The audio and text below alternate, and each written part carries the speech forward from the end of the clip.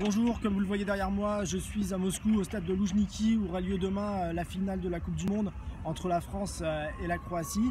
Alors aujourd'hui on a eu les conférences de presse des capitaines et des sélectionneurs des deux équipes et la question qui tourne beaucoup autour de l'équipe de France depuis mardi, c'est de savoir si les Bleus ont appris des leçons de 2016 et de la finale de l'Euro perdue à domicile contre le Portugal, tout le monde s'en souvient, puisque la France aborde cette finale dans une position un petit peu similaire, la position du favori. En 2016, le Portugal avait eu un parcours assez chaotique pour arriver jusqu'en finale, avec un premier tour où ils n'avaient pas gagné un seul match, ensuite ils avaient eu un jeu très laborieux jusqu'en finale, et donc on avait vraiment beaucoup de confiance avant ce match. C'est un petit peu le cas aussi aujourd'hui, puisque si la Croatie a fait un très joli premier tour, avec notamment une victoire contre l'Argentine 3-0, depuis ils sont passés par des trous de souris à chaque fois. Les tirs au but en huitième contre le Danemark et en quart contre la Russie, et un but après les prolongations contre l'Angleterre en demi-finale. Donc voilà, on se dit que la France est largement favorite. C'est une grande nation du football contre un pays de 4,5 millions d'habitants.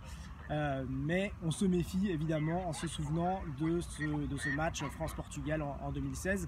C'est Paul Pogba qui a un petit peu allumé la mèche avant-hier en conférence de presse, en disant qu'à l'époque les Bleus avaient peut-être cru que le match était déjà gagné d'avance, et qu'après la belle demi-finale à Marseille contre l'Allemagne, cette victoire 2-0 contre les champions du monde en titre, ils s'étaient dit que c'était déjà gagné, et ils n'avaient pas forcément pris ce match par le bon bout. C'était plutôt courageux de sa part d'avouer ça en conférence de presse. Donc aujourd'hui la question a été posée à Hugo Lloris, qui a mis un petit bémol. Il a dit qu'il n'était pas totalement d'accord avec son coéquipier et qu'il avait un petit peu exagéré, mais il a quand même reconnu que l'ambiance, l'atmosphère, l'euphorie générale qui avait entouré ces quelques jours en France avait forcément joué, et que la France avait peut-être pas bien abordé ce match qui était évidemment joué à domicile, donc dans un contexte différent. Didier Deschamps a essayé de rassurer en disant que justement cette fois-ci il n'y avait pas vraiment d'euphorie, puisque les Bleus vivent en vase clos dans leur hôtel d'Istra.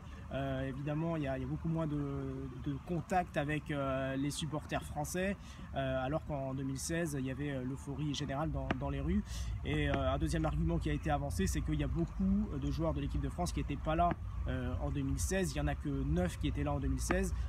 À ceci près que quand même sur les 11 titulaires des Bleus, il y a quand même 7 joueurs qui étaient déjà là il y a 2 ans.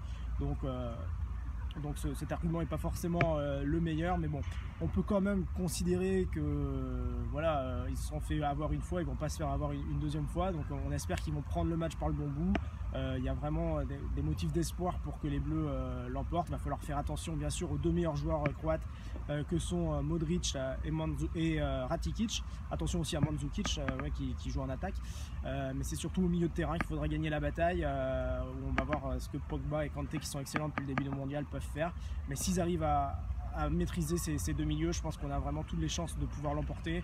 Surtout que la Croatie a un style de jeu qui nous convient bien, puisqu'ils aiment bien avoir le ballon, poser le jeu, et je pense que nous au contraire on aime bien attendre l'adversaire, jouer en contre avec Mbappé, et je pense que ça peut faire mal. Donc voilà, après on dit qu'une finale ça se joue dans la tête, et c'est justement le gros problème qu'il y avait eu en 2016, et on espère que pour demain ça ira mieux pour les Français. Voilà, donc on va se retrouver demain. On a déjà évidemment hâte d'y être à Loujniki pour cette finale France contre la Croatie. On fera un Facebook Live environ 1 heure avant le match, donc je vous invite à vous connecter sur charonlibre.fr et sur la page Facebook de Charonne Libre 1 heure avant la finale pour venir encourager les Bleus, poser vos questions, vos commentaires.